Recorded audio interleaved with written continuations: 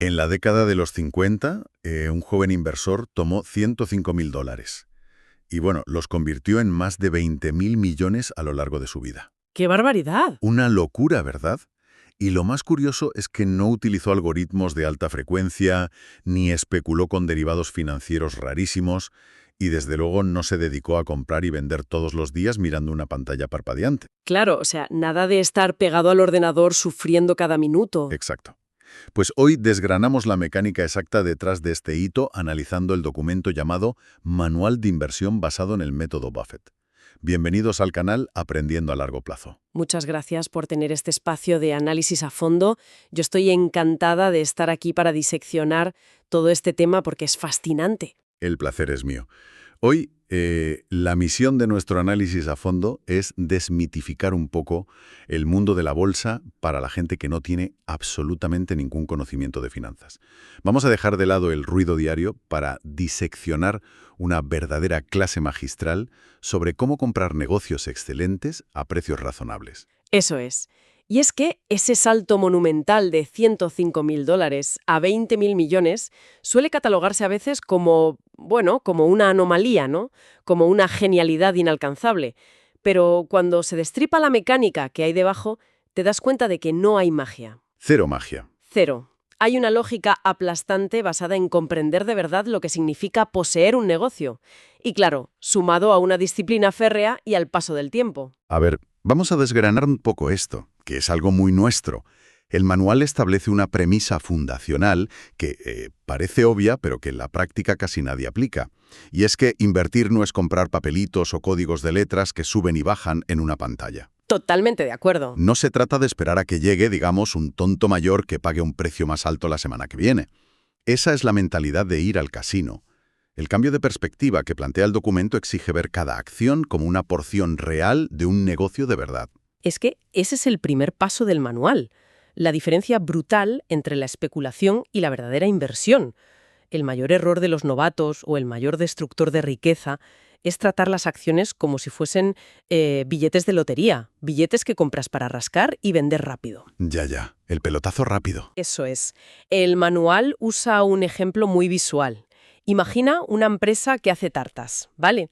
Si esa empresa de tartas se divide en 100 porciones y alguien compra 10, pues esa persona es dueña del 10% del negocio y, por tanto, del 10% de sus ganancias. Así de simple. Claro, o sea, eres literalmente el dueño de un trocito de la pastelería. Exacto. Y de forma muy sencilla, el accionista, o sea, el dueño de esos trozos de tarta, gana dinero de 3 formas. Por los dividendos, por la revalorización de la empresa al crecer y por la recompra de acciones. Vale, me gusta esa analogía. Es como ser el socio capitalista de la panadería de tu barrio. A ti no te importa si de repente viene alguien un martes y te ofrece comprar el local por menos dinero del que vale. Para nada. Te da exactamente igual. Claro, porque lo que te importa es que la panadería cada vez vende más cruasanes y genera más caja. Las fluctuaciones diarias te dan igual. Y ese es el porqué psicológico de todo esto. La pregunta habitual de quien especula es si la acción va a subir esta semana. Pero claro, la pregunta correcta, la que plantea este método, es si ese negocio, esa panadería, va a ganar más dinero en los próximos 10 años. Esa es la clave. Ahora, una vez que la gente que nos oye entienda que al comprar acciones están comprando negocios, el siguiente paso lógico es saber distinguir entre un negocio terrible y uno excelente. Porque no todas las empresas son buenas, ¿eh? Desde luego que no. Y aquí entramos en el paso 2 del manual. La gran división, que separa a las empresas en 2 categorías irreconciliables. Por un lado están las empresas tipo commodity, que hay que evitar como la peste. Y por otro, los monopolios del consumidor, que es lo que hay que buscar. Vale. Explícanos un poco qué es una empresa commodity, porque el nombre suena muy técnico. Sí, bueno, es sencillo. Una empresa commodity es la que vende productos o servicios que son idénticos a los de la competencia. No tienen ninguna propuesta de valor única, así que el cliente solo se fija en una cosa, que es el precio. O sea, quien lo venda más barato se lleva el gato al agua. Exacto. Hablamos de acereras, extracción de materias primas o la industria textil básica. Están condenadas a una guerra de precios constante. Para no hundirse, tienen que gastar cantidades enormes de capital solo para mantenerse a flote y no perder clientes. Sus márgenes de beneficio se destruyen. Un momento, porque aquí hay algo en el manual que choca un poco frontalmente con el sentido común. El documento mete a las aerolíneas dentro de este grupo de empresas horribles para invertir. Sí, las aerolíneas son el ejemplo del libro. Pero a ver, yo algo de abogado del diablo. Las aerolíneas son gigantes. Son indispensables para el mundo moderno. Los aeropuertos están siempre hasta arriba de gente y siempre hay aviones volando. ¿Por qué son tan malas inversiones si tienen tanta demanda? Pues mira, lo fascinante aquí es cómo se suele confundir el hecho de que un producto tenga mucha demanda con que sea rentable para el inversor. Y no es lo mismo. Los billetes de avión, si lo piensas, son más baratos hoy que hace décadas si ajustamos la inflación. Ostras, es verdad, antes volar era un lujo tremendo. Claro, pero los costes operativos, el combustible, el mantenimiento de los aviones, el sueldo de los pilotos, todo eso se ha cuadruplicado. Como el asiento para ir de Madrid a Nueva York es igual en una compañía que en otra, la gente compra el más barato. Las aerolíneas no pueden subir los precios. Ya veo por dónde vas. Y como no tienen esa ventaja competitiva, todos los beneficios que generan los tienen que reinvertir constantemente en comprar aviones nuevos de millones de euros. Así que los beneficios se evaporan antes de llegar al bolsillo del accionista. Gana el fabricante de aviones, gana el cliente, pero el inversor se queda a dos velas. Madre mía. Aquí es donde la cosa se pone realmente interesante, porque en el otro lado de la balanza tenemos el monopolio del consumidor. Y el manual pone ejemplos súper claros como Coca-Cola, Gillette o Disney. Eso es. Empresas que la gente quiere por encima del precio. Tienen un poder de fijación de precios bestial y eso, en épocas de inflación, es un escudo vital. Claro, porque si a un padre le dice a su hijo que quiere ir a Disneyland, no le vas a llevar a, yo qué sé, al parque de atracciones genérico de las afueras solo porque la entrada cuesta 5 euros menos. Vas a Disney. Exacto. O vas a comprar Coca-Cola, aunque cueste unos céntimos más que la marca blanca. Y el manual propone un test mental muy divertido para esto. Dice, oye, si alguien tuviera miles de millones de dólares para competir contra esa empresa, ¿podría hundirla? Con Coca-Cola lo veo imposible. Por muchos millones que tengas, no puedes comprar 100 años de costumbre en la mente de la gente. Tal cual. El dinero no compra ese monopolio mental. Pero claro, ya sabemos qué buscar en teoría. El problema es cómo comprobamos todo esto en la práctica sin ser matemáticos expertos, ¿no? Pues ahí entramos en el paso 3 del documento. Las 9 preguntas clave. Y lo traducen a un lenguaje muy básico. Por ejemplo, hablan del beneficio por acción, el famoso BPA. Sí, el BPA. Básicamente, el manual nos dice que hay que buscar un crecimiento constante de ese beneficio en los últimos 7 a 10 años. Nada de empresas que un año ganan una barbaridad y al siguiente tienen pérdidas millonarias. O sea, huimos de los beneficios erráticos. Buscamos aburrimiento y previsibilidad. Totalmente. Aburrimiento predecible. Y luego está el tema de la deuda, que es súper importante. La empresa debe tener la deuda muy controlada. El filtro es que pueda pagar toda su deuda a largo plazo usando menos de 3 o 4 años de sus beneficios netos. Si necesitan 10 años para pagar la deuda, mal asunto. Malísimo. Y otra métrica vital es la rentabilidad sobre recursos propios, el ROE. Hay que buscar siempre empresas que estén por encima del 15%. Fíjate, el manual hace un contraste monumental para explicar esto de la reinversión y la rentabilidad, comparando a General Motors con Coca-Cola a finales del siglo pasado. Y la verdad es que te deja pensando. Es un ejemplo brutal. Cuenta cómo General Motors se pasó una década gastando $102 por acción. Y no para crecer, sino en mejoras de fábricas y robótica solo para no quedarse atrás frente a la competencia. $102 por acción. ¿Y qué le pasó a la acción en bolsa? Pues que no subió casi nada en 10 años. Todo el dinero que ganaban lo tenían que quemar en la propia empresa para sobrevivir. Es que es alucinante. Y luego miras a Coca-Cola. La fórmula del jarabe ya está inventada. Apenas tienen que gastar capital en grandes maquinarias para mantenerse. Todo lo que entra por la caja es beneficio limpio. Sus acciones se multiplicaron una barbaridad en esa misma época. Es que a veces la mejor innovación financiera para una empresa es tener un producto que, oye, no necesita innovación constante. Y esto conecta directamente con la pregunta 7 del manual, que es la importancia de la dirección empresarial. Claro, los directivos. Eso es. Hay que evaluar si los directivos saben qué hacer con esas montañas de efectivo que genera un monopolio como Coca-Cola. Si son buenos, asignarán bien el capital.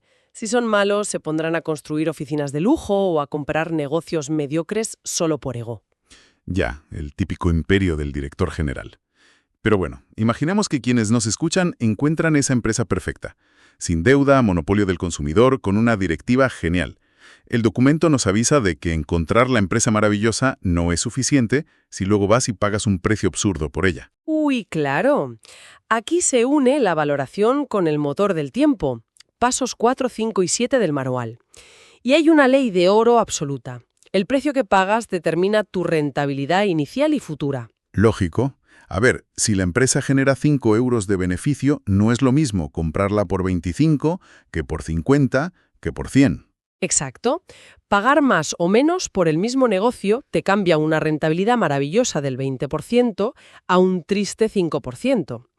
Por eso el manual recomienda comparar siempre la rentabilidad inicial que te da esa empresa con lo que ofrece un bono del Estado libre de riesgo. Si el Estado te da un 4% seguro, no vas a comprar una empresa arriesgada que te dé un 3%. Tiene todo el sentido del mundo. Entonces, ¿qué significa todo esto cuando le metemos la variable del tiempo? Porque aquí el manual ataca una idea que tiene todo el mundo metida en la cabeza, la obsesión por los dividendos. Sí, es un tema peliagudo. Yo me pregunto, ¿por qué todo el mundo quiere que la empresa le pague el dividendo a fin de año si, como dice el manual, cobrarlo significa pasar por Hacienda inmediatamente? O sea, pagas impuestos y pierdes el efecto de la bola de nieve. Pues porque a la gente le gusta ver el dinero en la cuenta ya. Pero fíjate, si conectamos esto con la perspectiva general, la magia del interés compuesto está en la reinversión. El manual pone el ejemplo de la empresa de Buffett, Berkshire Hathaway. Sí, que es una locura de números. Una acción valía unos $500 en los años 80 y hoy vale más de $600.000. ¿Y sabes cuántos dividendos han pagado en toda su historia? 0, ¿no? 0 patatero. Nunca han pagado un dividendo, porque ellos retienen el dinero, no pasan por Hacienda y lo reinvierten dentro de la empresa mucho mejor que si nos lo dieran a nosotros. Esa es la magia del interés compuesto. Es que el impacto del tiempo es arrollador. El manual muestra que la diferencia entre conseguir un 10% y un 20% de rentabilidad a 30 años no es el doble de dinero. Empezando con 10.000 euros, pasas de tener 174.000 a más de 2,5 millones. Es más de 13 veces el dinero inicial. Es brutal. El interés compuesto, junto con no pagar impuestos por el camino, es el mayor escudo contra ese enemigo silencioso que es la inflación. Y entonces llegamos a la pregunta del millón, que está en el paso 6. Si las matemáticas son tan claras, si la fórmula es tan lógica y los números cuadran, ¿por qué la gran mayoría de la gente que empieza a invertir acaba perdiendo dinero? Hay la psicología. La culpa la tienen nuestras propias emociones y los errores de comportamiento. Saber que comprar está muy bien, pero el manual incide mucho en cuándo comprar. Y la respuesta es cuando hay pánico general en las calles. Claro, aprovechar las rebajas. Y el documento pone el ejemplo del lunes negro de 1987. ¿Qué momento histórico aquel? El mercado bursátil cayó un 23% en un solo día. Imagínate los telediarios, todo el mundo gritando que era el fin del mundo financiero. Un pánico absoluto. Y la gente, pues claro, salió corriendo a vender todo. Sí, pero ¿qué hizo Warren Buffett? Empezó a comprar acciones de Coca-Cola a manos llenas, porque él entendió que el negocio subyacente, la venta de refrescos en los supermercados, no había cambiado nada en absoluto. Solo había cambiado el humor de la bolsa, que estaba histérica. Es una tremenda ironía del mercado de valores, fíjate. Yo siempre lo pienso. La bolsa es la única tienda del mundo donde, cuando los mejores productos se ponen de rebajas del 20 o 30%, en lugar de comprar, los clientes salen corriendo de la tienda aterrorizados. Es buenísimo y es totalmente cierto. Esto plantea una pregunta fundamental sobre nuestra naturaleza humana. ¿Por qué nos cuesta tanto mantener la calma? Porque estamos diseñados para huir del peligro, supongo. Claro. Y por el otro lado, ¿cuándo hay que mantener una acción buena? Pues el periodo ideal, según el manual, es para siempre. Siempre que la empresa siga siendo excelente, claro. El errar es vender por un miedo irracional a una crisis, o peor aún, vender simplemente porque la acción ha subido un 20% rápido y quieres hacer caja. Cortas la bola de nieve justo cuando empieza a rodar. Y otra cosa que me llamó la atención es cómo desmonta el mito de la diversificación extrema. Sí. Mucha gente cree que tener 30 o 50 acciones distintas en cartera es súper seguro, pero el manual te dice que eso, al final, es solo protegerse de tu propia ignorancia. Exacto. Es mucho mejor, según el documento, tener 8 o 12 empresas, pero que sean excelentes y las tengas muy, muy bien analizadas. Totalmente. Si no conoces lo que compras, tener 50 cosas malas no te va a salvar de un desastre. Bueno, nos acercamos al final de este repaso exhaustivo, pero me gustaría dejar a quienes nos escuchan con un pensamiento un poco provocador, a modo de resumen de todo lo que hemos visto del manual. Me parece perfecto. A ver qué reflexión nos traes. Pues mira, hemos visto que invertir es simple en la teoría, pero no es nada fácil en la práctica por culpa de nuestras emociones, ¿verdad? Eso ha quedado clarísimo. Las emociones nos juegan muy malas pasadas. Entonces, si el método que han usado los inversores más grandes de la historia consiste básicamente en comprar negocios excelentes, a un precio razonable y, sobre todo, no hacer absolutamente nada durante décadas, yo me pregunto una cosa. Dime. Porque toda la industria financiera moderna, las noticias, las plataformas, intentan constantemente vendernos la necesidad de operar sin parar, de comprar y vender todos los malditos días. ¿No será que están vendiendo la ilusión de control para poder cobrarnos comisiones? Mientras que la verdadera riqueza en realidad se construye estando quietos y en la inactividad. Buf, qué gran reflexión para terminar. Y la respuesta yo creo que la intuimos todos. La inactividad no genera comisiones para el que te vende la plataforma, pero es lo que te hace rico a ti. Es vital entender esto. Pues ahí lo dejamos para que la gente le dé una vuelta. Desde aquí nos despedimos ya. Queremos daros las gracias más sinceras por acompañarnos en este análisis tan especial de hoy. Muchísimas gracias. Ha sido un verdadero placer diseccionar este manual con tanta profundidad. Si quienes nos escuchan han encontrado valor en esta guía paso a paso, por favor, invitamos a darle al botón de me gusta del vídeo. Y por supuesto, animamos encarecidamente a suscribirse al canal Aprendiendo a Largo Plazo. Así podremos seguir construyendo juntos conocimientos financieros, siempre con cabeza y con mucha paciencia. Hasta el próximo análisis a fondo. Un saludo. Hasta la próxima.